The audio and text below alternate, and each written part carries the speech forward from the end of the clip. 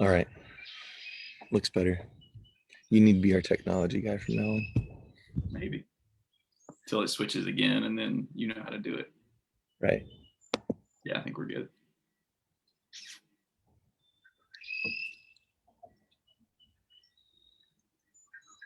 You got a real soothing background there. Yeah, I can hear the birds today.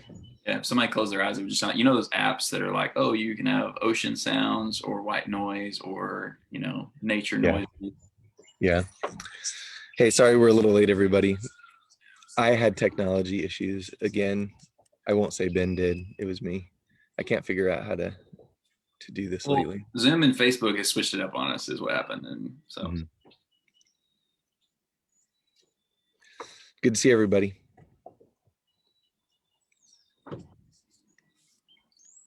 You starting us off, Ben, or me? You can go ahead and kick us off if you want to, or I can. It doesn't matter. How you want to No, roll? that's all right. So we're going to be in Matthew chapter 24, and this is the final discourse that Jesus has in the book. Sometimes it's called the Olivet Sermon. Sometimes people refer to this sermon as like his sermon on end times or whatever.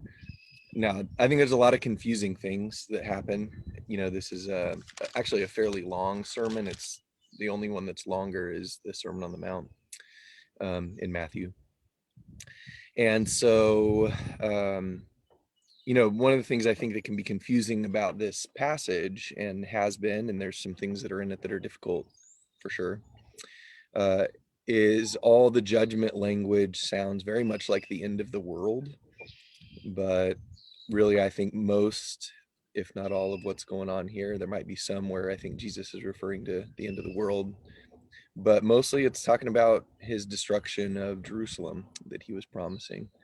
And so we'll try to work through that as we look at it.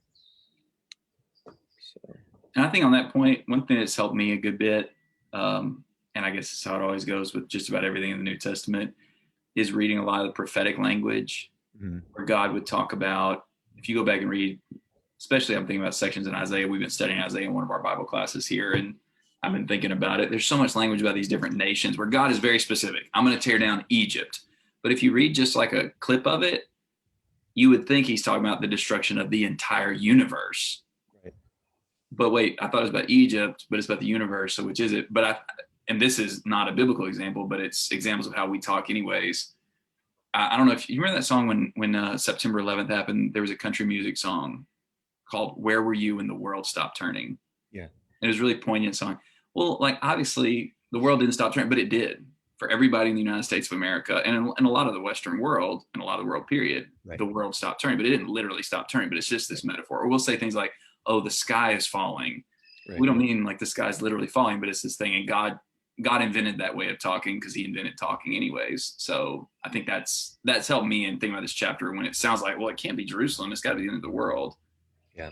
God's always talked like that, and this is another example of it. Yeah. Great. Very good. Is that the song where Alan Jackson doesn't know the difference between Iraq and Iran? Yep, Is it that's the the one? one. Yeah. Okay. And honestly, at 13, I was like, same, Al, same. Yeah. But he's an adult, like It's true. Not many. I don't think he was touring very often in Iran, though. I right. don't think they were looking for "Don't Rock the Jukebox" in Tehran. Yeah, I think that's right. All right. I'll read here starting in Matthew chapter 24. I'll read through about, 28, maybe 31. I'm not sure. We'll see. Verse 1.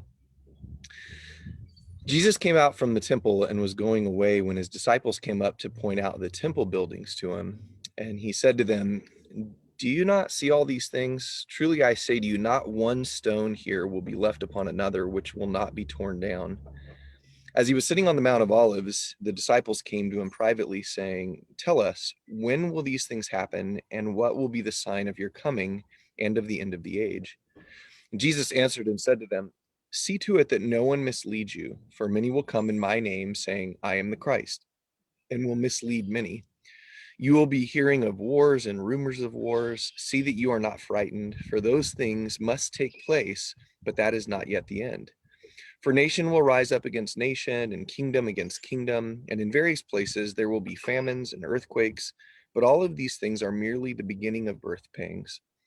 Then they will deliver you to tribulation and will kill you, and you will be hated by all nations because of my name. At that time, many will fall away and will betray one another and hate one another. Many false prophets will arise and will mislead many. Because lawlessness is increased, most people's love will grow cold. But the one who endures to the end, he will be saved. This gospel of the kingdom shall be preached in the whole world as a testimony to all the nations, and then the end will come. Therefore, when you see the abomination of desolation, which was spoken of through Daniel the prophet, standing in the holy place, let the reader understand. Then those who are in Judea must flee to the mountains. Whoever is on the housetop must not go down to get the things get the things out that are in his house. Whoever is in the field must not turn back to get his cloak. But woe to those who are pregnant and to those who are nursing babies in those days. But pray that your flight will be in the winter, will not be in the winter or on a Sabbath. For then there will be a great tribulation, such as not occurred since the beginning of the world until now, nor ever will. Unless those days had been cut short, no life would have been saved. But for the sake of the elect, these days will be cut short. Then if anyone says to you, behold, here is the Christ, or there he is, do not believe him. For false Christs and false prophets will arise and will show great signs and wonders, so as to mislead, if possible, even the elect. Behold, I have told you in advance. So if they say to you, behold, he is in the wilderness, do not go out, or behold, he is in the inner rooms, do not believe them. For just as the lightning comes from the east and flashes even to the west, so will the coming of the Son of Man be. Wherever the corpse is, there the vultures will gather. But immediately after the tribulation of those days, the sun will be darkened, and the moon will not give its light, and the stars will fall from the sky, and the powers of the heavens will be shaken. And then the sign of the Son of Man will appear in the sky, and then all the tribes of the earth will mourn, and they will see the Son of Man coming in the clouds of the sky with power and great glory.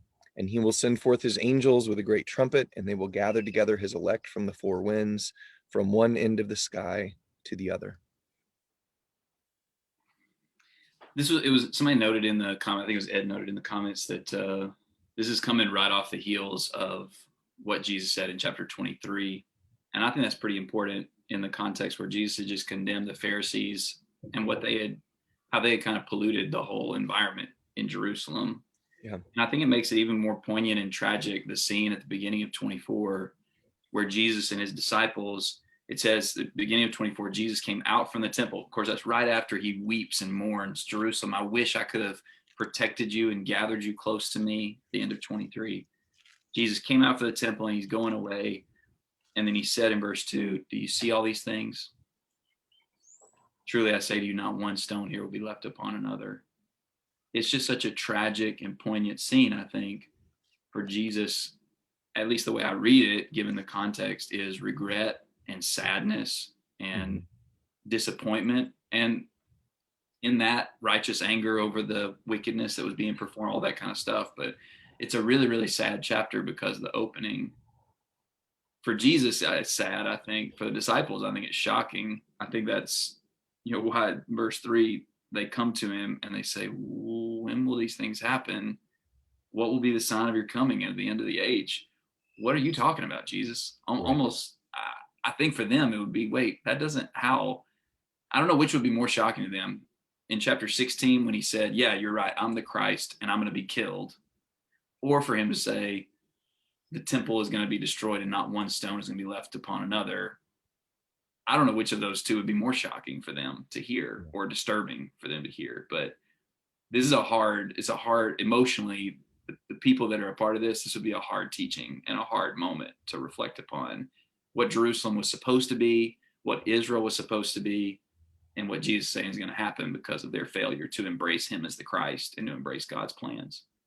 Yeah, very good. The thing you were saying about what would be most shocking, the longer I live and the more I study scripture, the more I realize I don't know if the word's cataclysmic or like what a world changing moment in history it was. Yeah. That Jesus said, look, we're going to take the kingdom from you and give it to other people. And the fact that God, brought to a conclusion his first covenant with the people of Israel, and it ended in the destruction of their holy city and the temple, and that Jesus rebuilt his Jerusalem and his temple with the church and all of that. I mean, those things in history are enormously important. And I think if we lived in those days, not only would we be shocked by the predictions, we would have been terribly troubled by the actual happening of it. And that's some of what he's suggesting here is when this happens, it's going to be like the worst time in history. Yeah. And there'll never be anything quite like it in history. Um, and some of that maybe will unfold as we talk about this. Yeah. And I think probably some of that for me, why I have to really force myself to try to get in the mindset of these people is because for us, the king, we know the truth on this side of history that the New Testament makes very clear. The kingdom of God is not located in a location. The Right. kingdom of God, Jesus would say, is within you. And we are the temple of God that spans space and time and all that stuff. But for centuries and centuries, I mean, Moses had said in what is it, Deuteronomy 12, God's going to put his name in a place. And then Solomon builds his temple, and all the Psalms were all about coming back to Jerusalem and Jerusalem being restored. And even the prophets, the way they would talk about the future of the kingdom, they would use Jerusalem as kind of this, or Zion as this centerpiece of all that. So I would, if I was just a normal person reading the scriptures and understand as best I could, I was thinking, well, duh, this is going to be a super special place. And then Jesus says, well, almost like, yeah, it was kind of meant to be, but it didn't happen. And so now, because Jerusalem, even going back to what, chapter 21 here in Matthew, where we saw he goes in the temple, and his whole deal is, y'all are not really being the temple you were supposed to be. And Right. he messes it up and Right. makes a literal mess in there to show the mess that they were making of God's plans. And now he's predicting here, I'm going to really make a mess of Jerusalem. I'm going to destroy it. And I think your point about how disturbing and cataclysmic this would be, maybe that's why Matthew, Mark, and especially Luke spend so much time recording this prediction with a big chunk of Jesus' teaching about the destruction of Jerusalem. In other words, when it happened, people didn't have to question, like, whoa, did God go back on his promise? It was actually the opposite. No, God's fulfilling his promise that he made through Jesus. And this is meant to show you that now the kingdom is it's not what you maybe always thought it was. Yeah. Yeah. Very good. One of the hard things about this chapter for me sometimes is to pull out the practical stuff for us, because sometimes I'll read it and I'll think, okay, he was answering their question about when will these things happen and what will be the signs. I mean, those are the two questions. And the way Jesus Mm-hmm. does this in this chapter, at least, is he tells them what in a negative, like the first couple verses are. It's not when you see this stuff happening, but then he does get to, like, in verse 15, but this is what you will see when this is going to happen. And then the when is going to be later on in the text that we'll read next time. But here's the practical thing. When these apostles were in Jerusalem, they had gone up to Jerusalem with all the things Jesus had said was going to happen there. And I just find it interesting that they're wanting to talk about architecture, like they're enamored with the beautiful things that are Yeah. there. And they're like, Jesus, man, check this out. Did you see the temple? Look at the things that are so amazing. In Luke's account of this, there's a contrast going on between what Jesus was paying attention to, which was the widow who put in her mites. And then they were talking about all the amazing architecture. And Jesus said, as for these things you are looking at, Yeah. these are going to go away. And I think the practical part of this is so many times I can be distracted by all the amazing things happening in a nation, in a place, the technology, the building projects. Like, look at how great our nation is and our city is and these things are. And the truth of the matter is, it might be just on the horizon that Jesus has decided he's going to start over and just destroy all that. There's all kinds of things over the centuries that have fallen that were wonders of the world, and Yeah. they just go away. And I think Jesus, throughout all of this, keeps trying to draw our attention back to the things that matter, things that are eternal. and to help them understand too that they're going to be able to go on after this without Jerusalem being there, without the temple. Um, they don't have to have that city to be not only close to God, but productive in the world. That's what I love. I mean, verses 4 through 14 are really great to what you were just saying. I mean, for one, I love it because Jesus is super honest with them. I mean, he says there's gonna be bad stuff. There's gonna be people coming and saying, "I'm the Christ," and many people will be misled.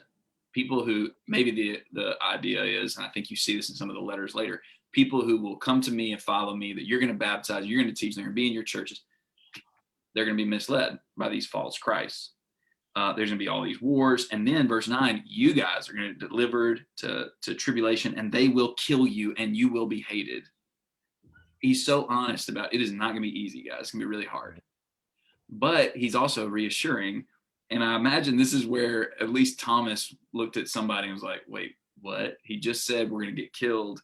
But then in verse 13, he says, but the one who endures to the end will be saved. What you just said, we're going to get killed. That doesn't even make sense. How could we be killed and be saved? But of course, he's trying to give him a reassurance and a totally different way of looking at the world.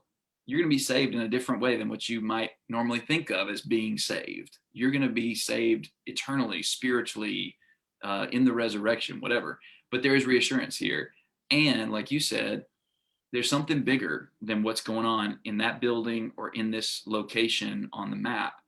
Verse 14, this gospel of the kingdom shall be preached in the whole world as a testimony to all the nations. Yeah. So Jesus is honest about the hard things. He's reassuring that he's going to be with them. And while the love of many will grow cold, if you endure to the end, you'll be saved. And he reminds them of stay on your mission, stay on your purpose. And the writers of the New Testament do the same kind of stuff. I mean, this is basically Peter's message in First Peter. Don't be surprised when there's some kind of fiery trial among you. It's going to be hard. But hey, God will preserve you. God will raise you up in the last day. You have the hope of the resurrection that will never fade away. And make sure that in the meantime, you're proclaiming his excellencies. I mean, James does that. Paul does that in his writings. It's so important that we see the realities of the hardships of following Jesus, that we have the reassurance of the hope of him being with us and strengthening us, and that we stay focused on what we need to do while we're here. So this may have had specific application for them in Jerusalem, but this is the same kind of pattern that's true for all of God's people, throughout time and place. Yeah, very good. Another thing that is a pattern here, Jesus starts by saying to them when they have questions about like, hey, when are things going to happen like this? When are things going to happen like this? And what is it going to be like? The very first thing Jesus basically says is, be careful not to be misled. Lots of people are going to be misled. When things get difficult, everybody's looking for, number one, an answer and a leader. And so he's like, there's going to be lots of people rise up and say, hey, follow me, I'm the Christ. Like, I know what's going on. And he's like, just don't buy it. Like, don't buy into there being some great savior when like everything's starting to fall apart. And don't get so worked up when you hear about all the rumors of things all around the world. How much worse is that in our time? We can literally pick up like the phone and like we know of every famine, every earthquake, every war, or at least the ones they want us to know about, right? Sorry, I'm not being weird. Which exactly, like that's the exact thing, right? We're getting manipulated and all this stuff. Right. But to me, I think one of the things we all need to sort of take to heart in this is the way Jesus starts the conversation is be careful not to be misled. Lots of people are going to be looking for leaders and they're going to be misled. Lots of people are going to hear about all the bad stuff and it's going to really trouble them so much that they're not going to have their wits about them when they need to. And then one of the things I've really thought a lot about even this last year in verse 12, when Jesus says, because lawlessness is increased, most people's love will grow cold, but the one who endures to the end will be saved.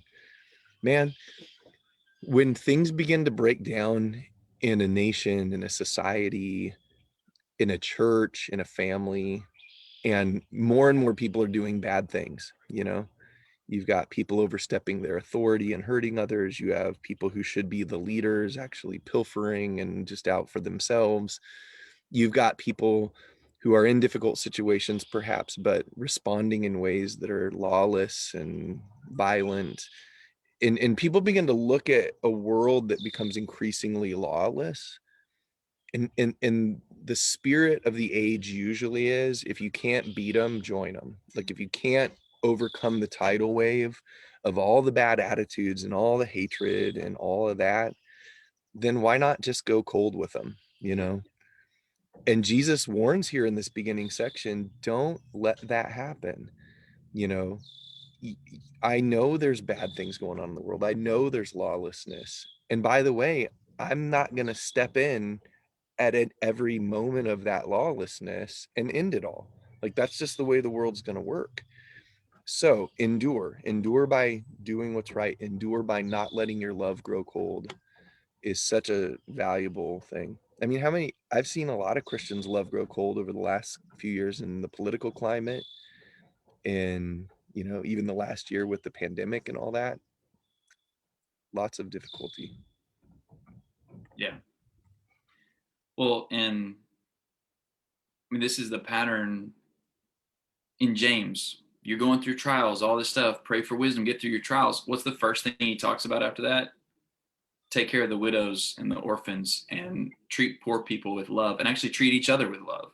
Mm-hmm. First Peter, you're purified by the truth. You're going through all these hardships. Make sure that you've been purified for the sincere love of the brethren. The book of Revelation, the first church, I don't think it's an accident, the first problem that Jesus addresses among his people who are struggling is they had left their first love. I mean, over and over again, that's just the byproduct of whenever we're suffering, we tend to get, like you said, misled into false beliefs. And whenever we're led away from believing in the gospel of Christ and in the true knowledge of God, we're also going to grow cold in our love. And it's such a danger. I do think, I mean, you were pointing out that basically conspiracy, and I mean, conspiracies sometimes are true. They're not always fake, right? Right. The thing to me is when I hear Christians that are just getting all worked up over that, my thing is, y'all, why are you're acting surprised? And I know it's bad, but it's not a surprise. And I think that's part of Jesus' deal here is don't be surprised, guys, when this happens. You guys should all look at each other and be like, oh, yeah, Jesus said this is exactly how it was going to go. And so what are we supposed to do about it? Well, we're supposed to keep on enduring, keep on persevering, keep on preaching the gospel, keep on loving each other. We're not going to stop any of that. The world's going to do its thing, and we've got to do our thing for the Lord. And Jesus himself is such a great model for that, even here in Jerusalem, where everybody is being selfish. They're taking advantage of people by selling and buying in the temple. They're not being faithful. He could have said, you know what? I'm out. I'm done. I'm not doing this. But he actually models for us the kind of endurance and the kind of faithfulness and the kind of sacrificial love in the very city of Jerusalem, this very city that had fallen so far away from God, it was going to be destroyed within just a few decades. Jesus is modeling exactly the kind of attitude and behavior that we need to have wherever we are in the world whenever stuff's going crazy like this. Yeah, very good stuff, man. That's really helpful.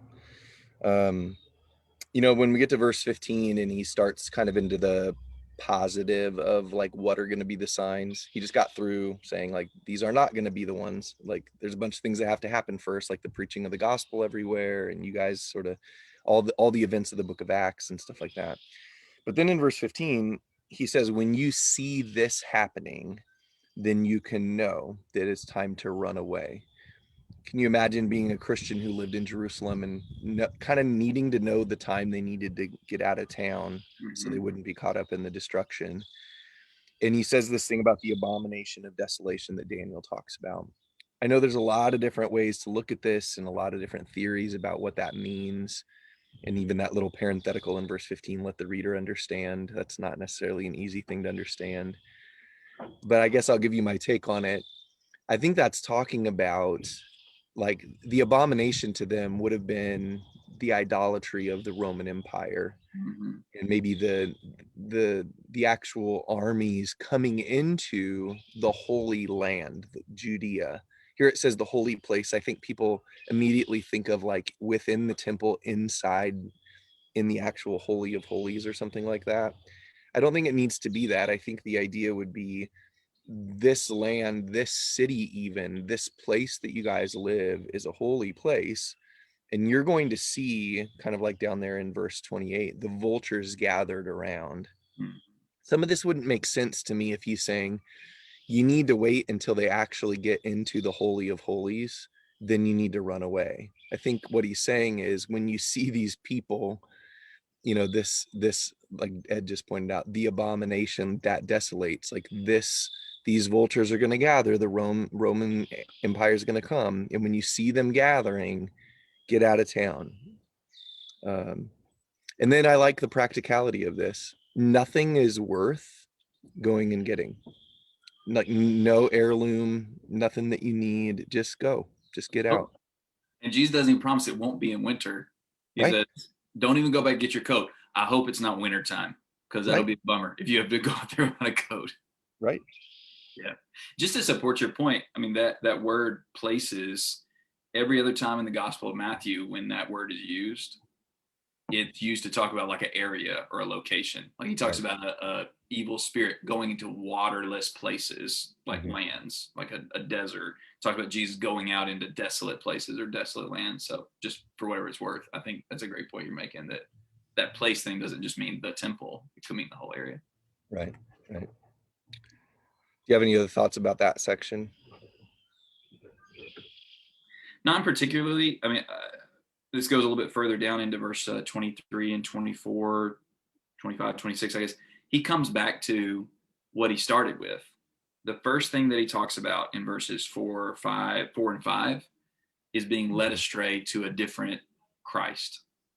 And then after talking about all the stuff that's going to happen and when it's going to happen and how you should respond to it when it happens, he comes back to that again. I think a lot of people do this when they're preaching or teaching or just talking. You start with the thing that's most important. You Yep. say all this stuff, and then you come back to and say the most important thing again. Don't forget that you bookend your conversation in some ways. And I know the conversation is not over yet, so maybe that's not the right way of thinking, but he is going to pivot a little bit starting around verse 29 and moving forward.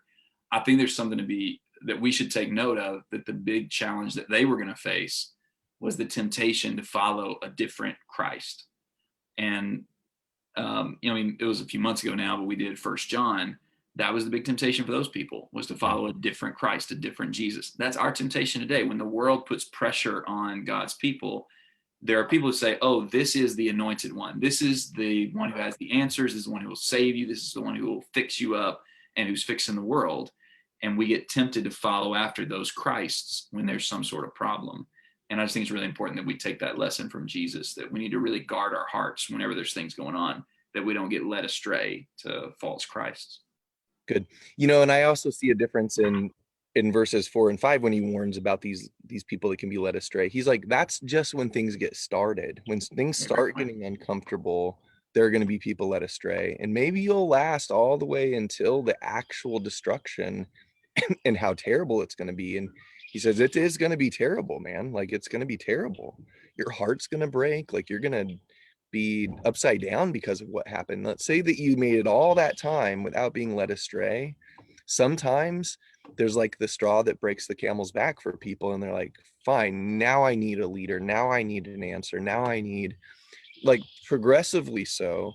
I've seen people like be strong at the beginning of trials through things, but as those go on and on and on, there's always the threat that we're going to be looking for another savior. We made it through the last 4 years of this political climate, but man, we really need a savior now. Like, there's all kinds of ways that people can think about that Jesus is saying the most important thing, like you said, is don't be led astray. Know who your leader is, know where your faith is, and understand that sometimes this is the way Jesus is going to be king. He is going to cause nations to rise and fall throughout human history. Yeah. And I know we're pretty much out of time, but I think it's really important to double down on what you were just saying. This thing actually happened. Like when Jerusalem was destroyed, there were people, as I understand it, and you can read records of historical figures who kind of rose up. And along the way, between the time of Jesus' death up until and soon after the destruction of Jerusalem, we're saying, oh, I'm the one that God has chosen to lead the people and to save you and all that kind of stuff. And I think sometimes when I read Christ, I just think of a spiritual leader, because that's what Christ ultimately is. He's a king, but he's a king. He's the king of heaven and earth, and it's more than just political. But so some will say, "Oh, well, I'd never believe in any other spiritual leader than Jesus." Okay, cool. But if you think the people that are going to preserve your life is some human figure, Right, a lover, a political leader, some group of friends, some church that you think will fix up your problem or whatever, and you'd still claim Jesus as the Christ, but the fact is you're picking other Christs to address the problems in your life rather than trusting in Jesus and sticking with whatever he says and not getting caught up in these other things. And that was the danger they faced. And, in whatever situation we find ourselves in, it's the same danger. Yeah, great point. And Katie, great question. It's not a dumb question about trying to understand what Jesus is talking about with the destruction of Jerusalem and maybe the end of the world and all of that. And so Katie had a question about verse 31, and Jesus gathering from the four winds. We can maybe talk about this next time, Yeah. and get into some of that. But I will at least say, I think one of the things Jesus is kind of pointing out is the destruction of the Jerusalem was the end of something. It was the end of the age that, God had been dealing with the Jews for years, but it also was the beginning of something. And it was the beginning of his global harvest of humanity, essentially.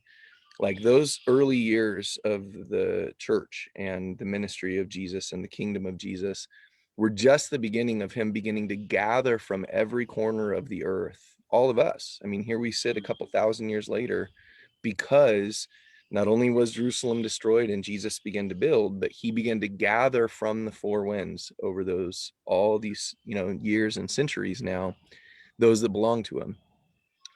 And yes, there's going to be an end to all of this, but some of what he's predicting here is the process that he's going to go throughout those years. We'll start there next time.